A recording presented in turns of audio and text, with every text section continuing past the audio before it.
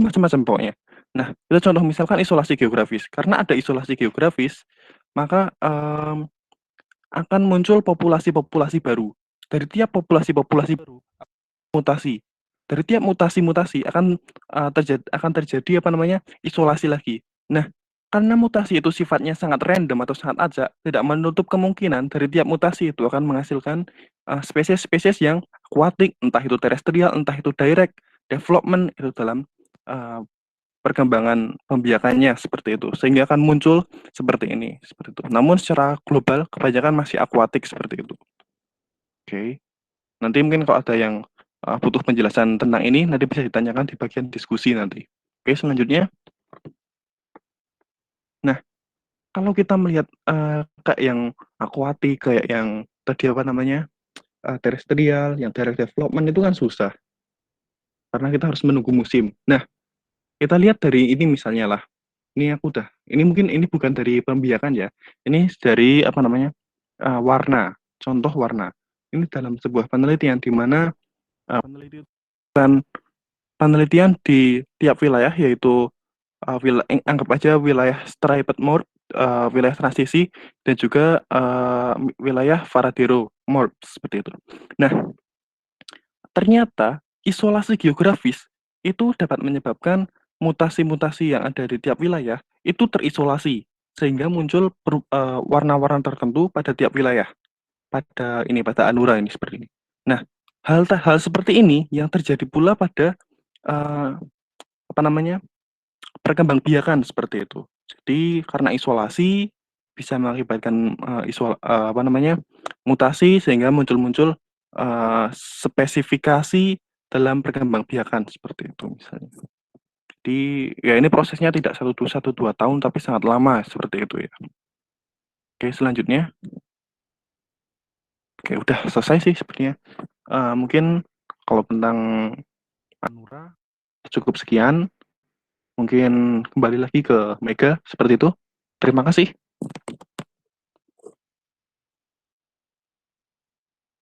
Ya, terima kasih kepada Mas Yoga yang tadi pemaparannya tentang Anura mantap sekali ya, sampai dilihatin kita cara-caranya itu seperti apa aja kalau Anura itu sedang melakukan kegiatan yang romantis seperti itu. Untuk selanjutnya kita akan beranjak ke materi tentang perkadalan. Ya, kalau kita bilang kalau kadal itu katanya kan nggak setia tuh. Nanti kita coba ulik lagi di materi yang selanjutnya kepada Mas Adian. Disilahkan Mas.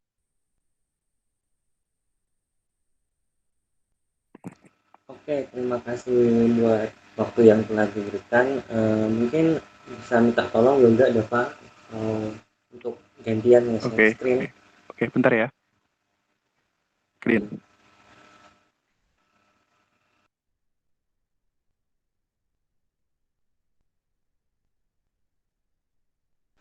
Nah, jadi mungkin sedikit eh, penjelasan buat di awal. Di sini khususnya saya membahas tentang reproduksi kadal atau di subordo Lacertilia. Nah, Lacertilia itu sendiri kan mencakup banyak sekali familia, yaitu ada Scincidae, Agamidae, terus Camelon, ada Varanidae atau biawak, lalu ada gecko, cicak tokek dan sebagainya. Mungkin di sini karena Lacertilia itu cukup banyak dan memang memiliki banyak kesamaan juga di dalam reproduksi dan sebagainya itu. Jadi di sini saya sedikit membatasi, khususnya saya sering lebih memberi contoh ada famili Varanidae atau biawak, karena itu kayak lebih enak melihat uh, kasusnya dan ritual dia mating. Next.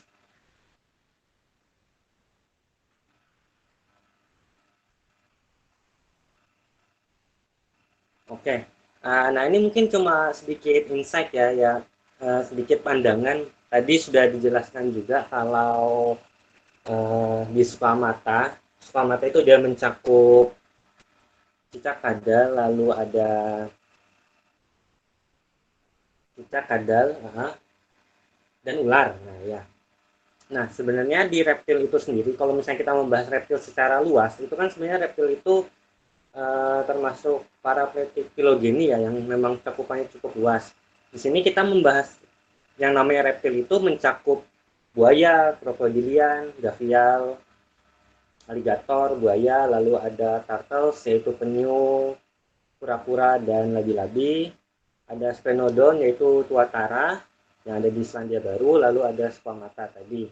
Nah, di sini sebenarnya di antara semua reptil, mereka itu memiliki hemipenis dan penis yang berbeda-beda. Jadi untuk kura-kura, penyu, dan buaya itu sendiri, dia sebutannya untuk organ reproduksi jantannya itu sebenarnya dia penis, karena dia cuma punya satu organ tunggal. Nah, sedangkan di squamata itu dia memiliki hemipenis seperti itu, yang karena dia ada dua.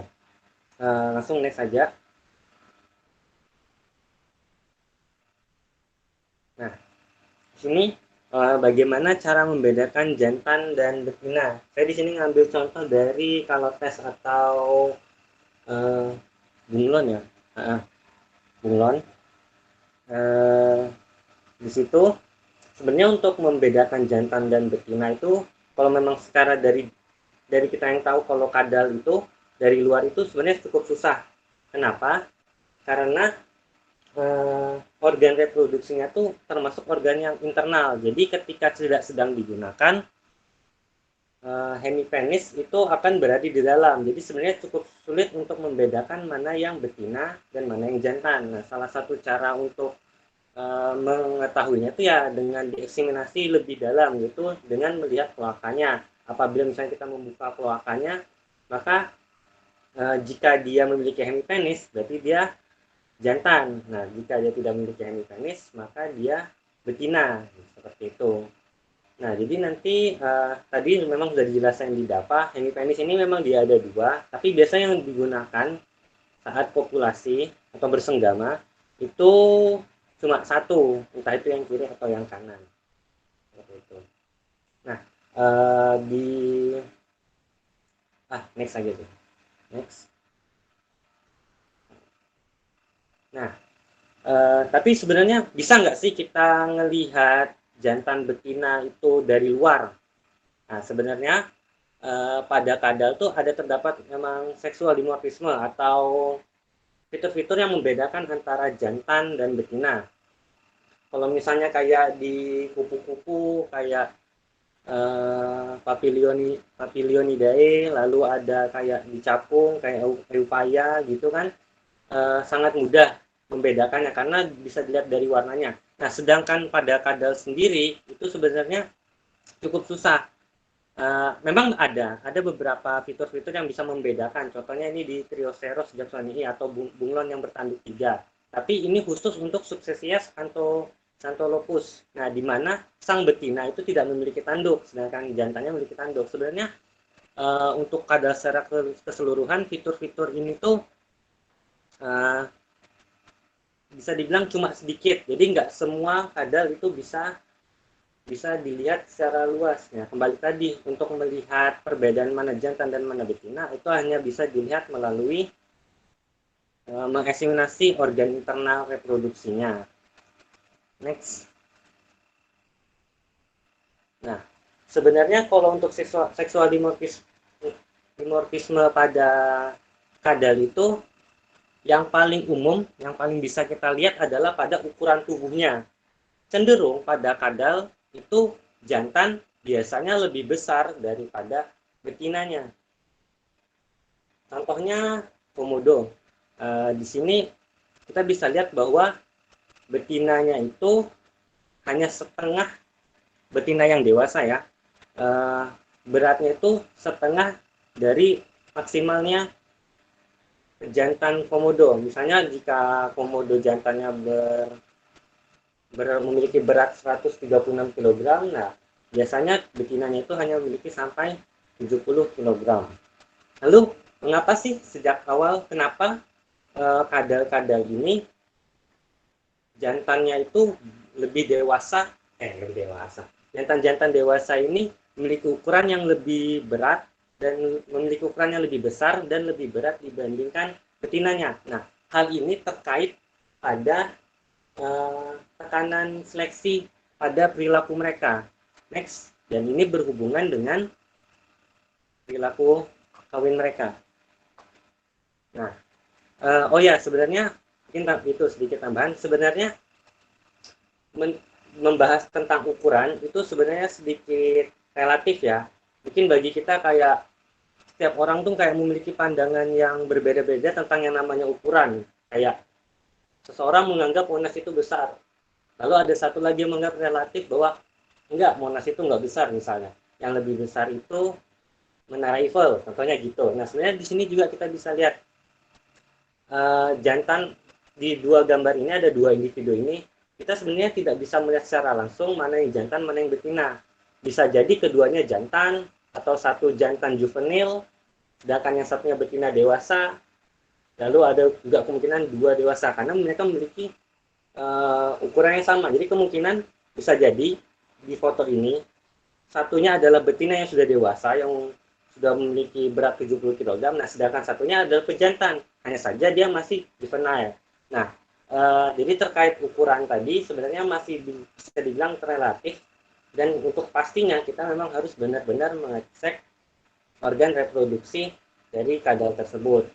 Nah, kembali ke awal mengenai masalah kenapa sih bisa kadal jantan itu bisa lebih besar, lebih berat daripada sang betina. Nah, ini terkait pada tadi tekanan selective pressure-nya, yaitu berada pada bidang seksual, yaitu next. Nah, ini terkait pada ritualnya dari kawinnya kadal. Di sini kita bisa tahu. Jadi mungkin tahap pertamanya yaitu ketika sang betina sudah siap suatu individu betina yang memang sedang siap untuk dibuahi, biasanya akan menyebarkan feromon. Nah, biawak-biawak itu memiliki indera penciuman yang tajam. Nah, yang gunanya akan mencari betina tersebut. Nah, biasanya di tengah proses pencarian betina tersebut, mereka akan kedatangan kompetitor atau pejantan pesaing yang juga memperebutkan untuk membuahi sang betina. Nah, lalu bagaimana cara mereka bisa menang melawan kompetitor, yaitu mereka berkelahi. Jadi di sini di gambar ini mereka itu tidak sedang berpelukan ya, mereka itu sedang berkelahi. Jadi kalau misalnya kayak sering lihat biawak yang kayak gini, ini adalah ritual dia berkelahi. Nah, sedangkan ritual kawinnya nanti beda lagi. Nah, kenapa jantan itu cenderung besar? Nah, karena di sini tadi perkelahian ini biasanya dimenangkan oleh pejantan yang ukurannya lebih besar, yang unggul secara fisik. Nah, ketika para pejantan yang dominan ini berhasil menang, berarti mereka memiliki kesempatan untuk menurunkan gennya ke generasi selanjutnya. Jadi gen-gen mereka yang memiliki tubuh besar itu bisa diteruskan ke anak mereka. Nah, akhirnya keturunan-keturunannya juga mengikuti sang ayahnya, misalnya seperti itu. Nah, lalu bagaimana pertarungan ini bisa terakhir? Bagaimana kayak salah satu pejantan yang menang dan salah satu pejantan yang kalah, itu bagaimana syaratnya? Next. Di sini bahwa cara biawak itu dia bisa menang itu hampir sama kayak ular tadi, yaitu dengan menindis atau mengunci lawannya ke tanah. Jadi kayak saling mendorong dan menghantam lawannya ke tanah. Nah, lalu di sini biasanya pertarungan akan selesai jika salah satu pejantan itu telah terluka parah atau menyerah. Jadi ketika dia memang sudah tidak merasa tidak mungkin untuk menang, maka dia akan pergi menjauh dari teritorial tersebut. Nah, sang pemenanglah yang biasanya akan selanjutnya mendatangi sang betina. Nah, di sini ritualnya beda lagi. Next. Nah, di artikel yang saya baca, yang dari video yang biasa saya tonton, beda ya cara dia memperlakukan betina. Jadi dibilang sini sebenarnya dia memang agak seperti menindis, namun sebenarnya dia mencari atau mendekatkan kloaka betina dengan kloakanya sang jantan, seperti itu. Jadi di sini dia tidak sedang menindis jantan, ini sedang menindis betina.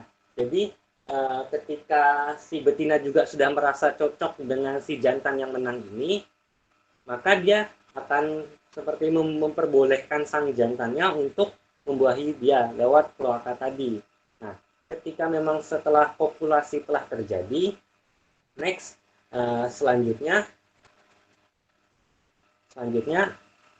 biawak tersebut biasanya akan meletakkan telur-telurnya di tempat-tempat yang tersembunyi, misalnya di dekat sawah, di dekat perairan, atau di serasa. Nah, khusus untuk komodo itu di artikel yang saya baca dia membangun sarangnya dengan cara menggali tanah lalu dikuburnya di situ. Nah, sang betina itu bisa menetaskan telurnya, melahirkan telurnya, kasih istilahnya laying the egg, itu sampai 30 butir. Nah, apakah para biawak ini melakukan parental care? Sebenarnya tiap spesies dia berbeda, ada yang dia meninggalkan, ada yang menjaga. Nah, khusus untuk komodo sendiri biasanya dia akan menjaga sarangnya tersebut, menjaga tempat dia meletakkan telur tersebut dalam beberapa waktu.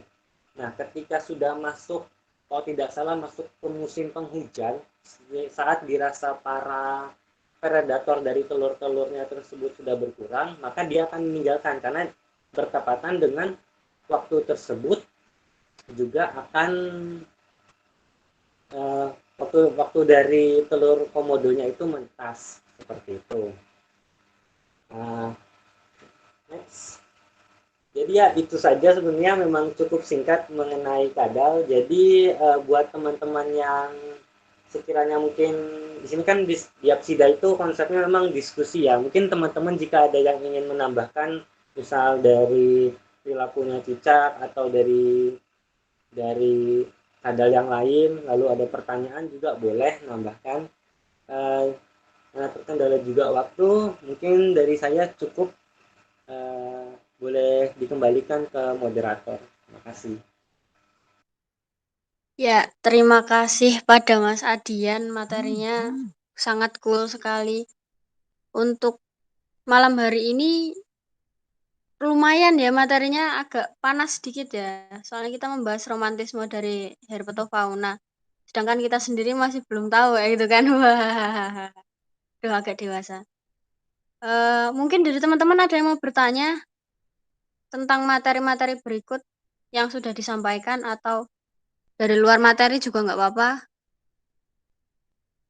Kita nanti akan tutup diapsida ini pada pukul 9.00. Jadi untuk teman-teman yang masih ingin berdiskusi dipersilakan atau bertanya dan menanggapi.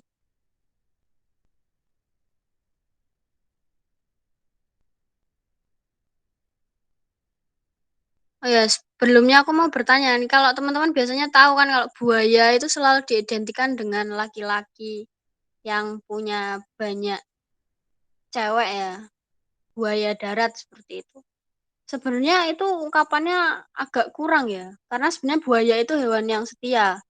Ketika si betinanya mati nih dalam sebuah perkawinan antara buaya, ya kan, ketika si betinanya ini mati, si buaya jantan itu tidak akan kembali kawin gitu ke betina yang lain nih. Jadi tetap satu hati pada pasangannya yang dahulu. Itulah mengapa di Betawi ada adat saat pernikahan itu membawa yang namanya roti buaya.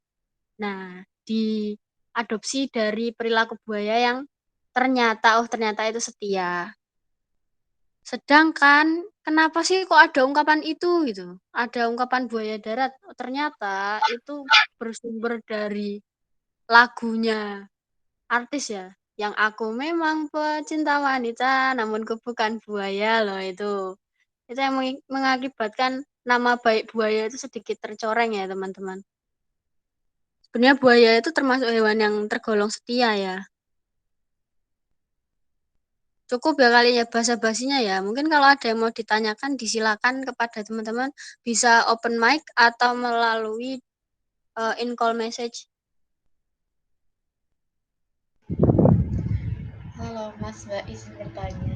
Ya sebelumnya perkenalkan saya Fauzia dari kelas Biologi B angkatan 2019. Kak, izin bertanya. Nah kalau tadi itu kan untuk suaraku masuk nggak sih? Masuk. Oke. Nah tadi kan untuk yang kadal-kadalan itu kan ada berantem-berantemnya tuh antara jantan satu dengan jantan lain. Nah kalau yang kata nih, kalau yang Anura itu ada kayak gituan juga nggak ya? Ada yang ganggu gitu, misalnya kompetitornya. Terima kasih. Oke. Ini langsung jawab atau gimana nih, Mike? Langsung tak jawab ya. Oke. Monggo langsung aja yuk. Oke. Jadi untuk katak dan kodok ya, karena kita berbicara Anura itu ada katak, ada kodok.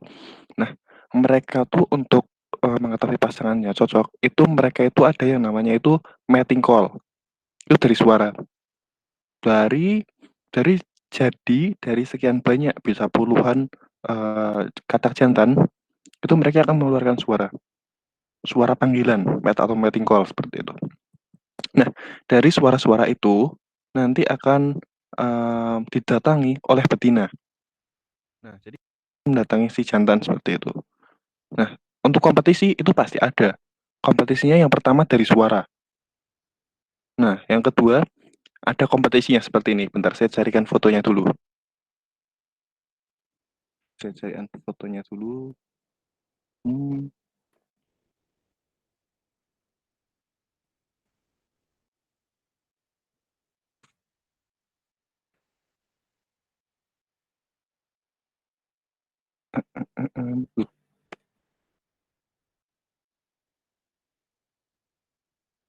Jadi untuk beberapa Anura, mereka itu kompetisinya itu agak sedikit berbeda dari kadal dan yang lain-lainnya.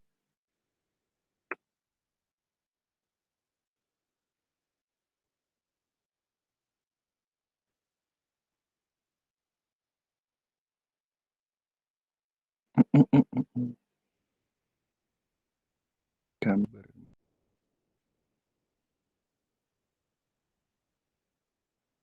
internetnya agak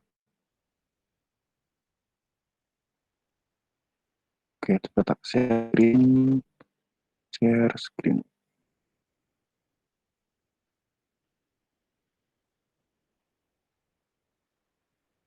Mana ya? Tuh internetnya tidak berjalan lancar. Nah ini aja. Oke, masih muter-muter. Jadi kalau di kadal itu mungkin mereka bertarungnya itu secara fisik seperti itu ya. Nah, kalau di Anura mereka tuh justru ada yang perilakunya seperti ini. Jadi satu ini itu gambarnya kurang besar nggak ya? Mana? Aduh, kecil amat gambarnya. Nah, nggak apa-apa gini. Kelihatan kan? Kurang lebih. Nah, jadi untuk Anura mereka justru unik. Mereka itu bersaingnya itu seperti ini. Jadi yang tengah ini itu adalah katak Polypedates leucomistak betina. Nah, si katak itu mengeluarkan sekian banyak lur. Jadi ini putih-putih ini itu adalah sarang dan juga telur dari Polypedates. Yang dua ini itu adalah Polypedates leucomistak jantan. Nah, ternyata dari si kedua Polypedates ini mereka membuahi telur dari si ini betina. Jadi mereka bersaingnya bukan secara fisik lewat berkelahi, tapi justru persaingan genetik. Siapa yang lebih unggul? Nah, dan ini kelebihan dari katak. Nah, karena mereka itu persaingannya seperti ini, itu variasi genetik dari anakan katak ataupun kodok itu lebih banyak, lebih melimpah. Nah, itu sebabnya katak ini itu dari India hingga Indonesia itu ada sekian banyak subpopulasi. Dan dari sekian banyak subpopulasi itu ada banyak subpopulasi yang diduga bisa menjadi spesies baru. Nah, jadi ini kelebihannya dari si katak ini. Jadi mereka bertarungnya secara genetik seperti ini. Lebih seperti itu. Ya kalau katak seperti ini kurang lebih. Ya mungkin yang pertarungan fisik mungkin ada, tapi yang saya lihat nggak terlalu banyak sih seperti itu. Kebanyakan lebih ke seperti ini. Jadi satu betina itu banyak katak, banyak jantan seperti ini. Gitu ya kurang lebih.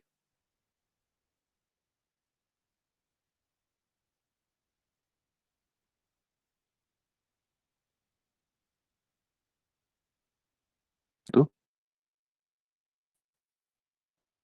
Ada lagi yang Gimana? ingin bertanya atau sudah puas dengan jawaban tadi? Oke, sudah Mbak Meg, Mas Yoga. Terima kasih banyak. Oke, jadi karena ini kita sudah jam 9 ya teman-teman ya. Mungkin diapsida pada malam hari ini harus diakhiri dahulu. Nanti kita akan bertemu di diapsida yang selanjutnya dengan bahasan-bahasan yang menarik. Untuk pertanyaan-pertanyaan yang misal tadi belum bisa diungkapkan, bisa menghubungi pihak Uniped. Bisa menghubungi Uniped di IG yang tertera yaitu Uniped_Jogja. Ya nggak sih kalau nggak salah, lupa. Uniped_Biologi, maaf. Itu. Sekian dari kami Uniped. Mohon maaf lahir dan batin ya karena kemarin baru Ramadan. Wassalamualaikum warahmatullahi wabarakatuh. Selamat malam. Waalaikumsalam. Waalaikumsalam warahmatullahi wabarakatuh. Terima kasih. Jangan lupa malam Jumatan. Terima kasih Ya. semuanya. Sesi bebas kan ini, Meg?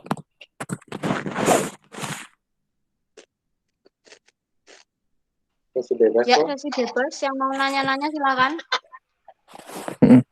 Kebiasaan Uniped Ini biasanya udah Udah selesai. Ya. Tapi kalau formal misalnya aja. masih mau nanya-nanya tentang hewan-hewan yang lain boleh.